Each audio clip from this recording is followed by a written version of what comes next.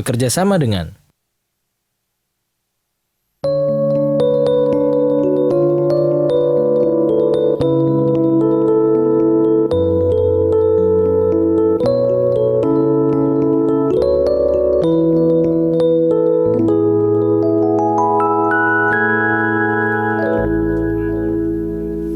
Terima kasih untuk Anda semua yang masih bersama kami di Coffee Table Talk bersama dengan Theocentric Motivator kita, Bapak Eloy Zaluku. Masih dengan pembahasan tadi nih Pak Eloy. Yang kedua, yang pertama kan syukur itu tadi dibagi menjadi dua ya? Jadi kenapa syukur itu perlu kita bahas? Ya. Karena ada dua alasan.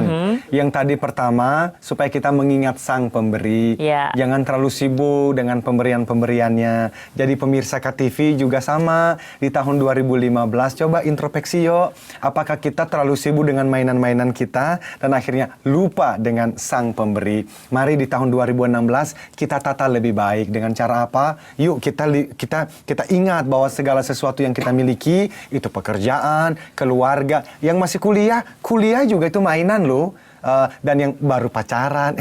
Sandy nanti ya, ini peringatan nih Sandy dari Pak Eloy.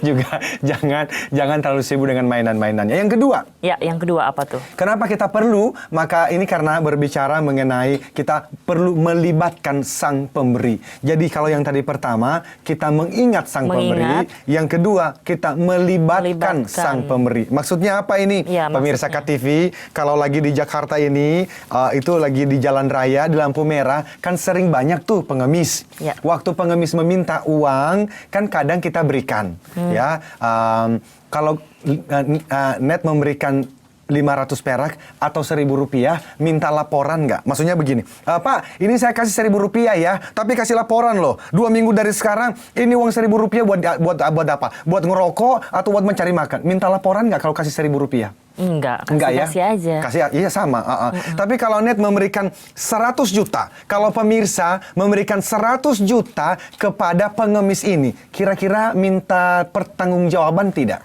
Pasti, sama bon-bonnya detail pasti, juga perlu kayaknya. Kenapa? Karena Anda memberikan dalam jumlah besar. Anda meminta pertanggungjawaban. Betul. Nah, sekarang mari pemirsa coba ingat-ingat dan pikir-pikir dah. Itu yang namanya Tuhan, Sang Pemberi, memberikan Anda 100 juta atau lebih dari 100 juta ya kira-kira ya. Net, gimana kira-kira? Kamu sudah diberikan oleh beliau itu, Tuhan, kira-kira 100 juta atau lebih dari 100 juta ya? Lebih lah, karena kalau bisa dibilang kayak kehidupan yang kita jalanin ini lebih dari uang. Banget. Dan kalau kita berpikir misalnya ya, saya tutup mata saya nih. Saya tutup mata ini ya, kalau benar-benar mata ini rusak aja, itu berapa uang yang saya butuhkan untuk mengobatinya? Itu kita belum ngomong hidung, kuping, tangan, kaki, semua kalau dihitung. Pemirsa, ini bukan hanya 100 juta, ini triliunan. Yap, betul, setuju. Dan kalau tadi 100 juta saja kita meminta pertanggungjawaban, artinya apa? Kita mau terlibat di dalam penggunaan uang itu. Benar ya? Benar. Jadi kalau Net dan pemirsa itu memberikan uang 100 juta kepada seorang pengemis, pasti ingin terlibat. Bahkan mungkin ngomong begini, 1 minggu ke depan kita meeting ya. Itu uang kira-kira budgetingnya seperti apa? Sebenarnya beliau kalau kita lihat memberikan kita begitu banyak, beliau juga sebenarnya ikut terlibat loh. Tapi pertanyaannya begini, di tahun 2015 pemirsa, sungguh-sungguhkah kita melibatkan Sang Pemberi di dalam menggunakan pemberian-pemberiannya? Ini penting. Iya. Ini penting. Atau jangan-jangan nafas diberikan, kesehatan diberikan, pekerjaan, karir tinggi-tingginya, jabatan semakin tinggi. Dan akhirnya kita merasa semua ini, sadar atau tidak sadar loh, semua ini adalah milikku. Ketika saya punya uang, saya punya gaji, terserah gua dong cara gua menggunakannya bagaimana. Come on, pemirsa, 2016 yuk kita jalankan dengan cara yang berbeda. Anda ingat bahwa semua ini adalah mainan yang Tuhan titipkan. Dan yang kedua, libatkan beliau dalam setiap penggunaan, setiap detik, setiap sen, setiap langkah hidup kita. Disitulah ada yang namanya harapan baru. New hope.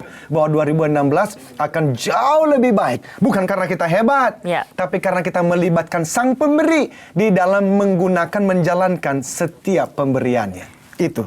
Oke deh. Nah, saya punya pertanyaan dari Keren banget, sebuah Sen. pemberi ini.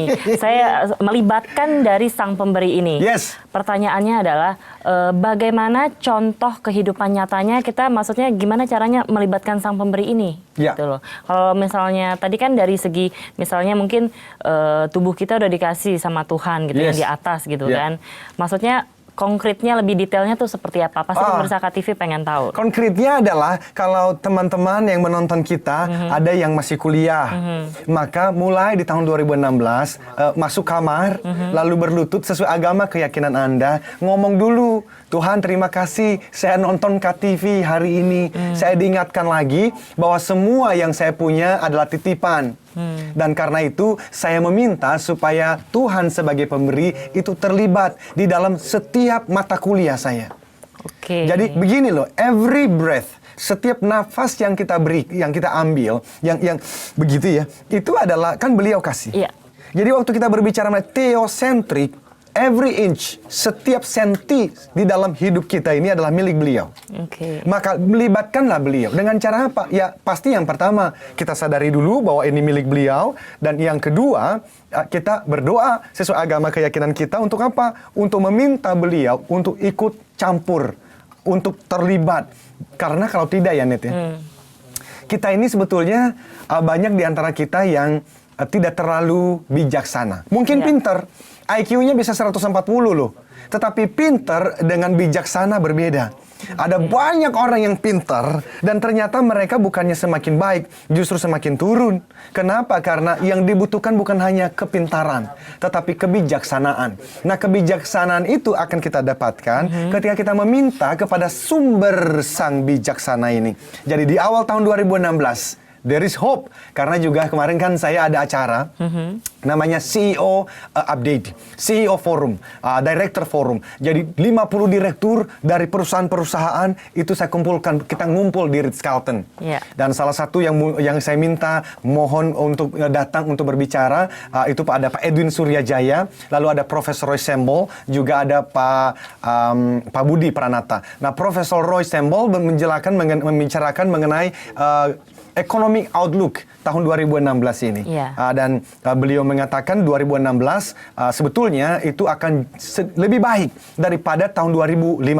Di pertengahan tahun 2016 perkiraan para yang menganalisa ekonomi kita, kita harus lebih confidence ya bahwa memang ekonomi jauh lebih baik. Nah, tetapi itu semuanya adalah kita mesti memulai dengan tadi ini. Ya, dimulai dengan mengingat sang pemberi dan melibatkan sang pemberi di dalam keseharian Anda. Oke, Seperti itu. Seperti itu. Yes. Berarti intinya dalam konferensi tersebut harapan di 2016 untuk perekonomian Indonesia juga ada dong. Oh iya, sangat. Oke, kita ngomong soal harapan, kita akan bahas mengenai harapan sesaat lagi. Tetap bersama kami di Coffee Table Talk bersama Theocentric Motivator kita, Eloy Zaluku. Hanya di KTV, Televisi Kota Kita.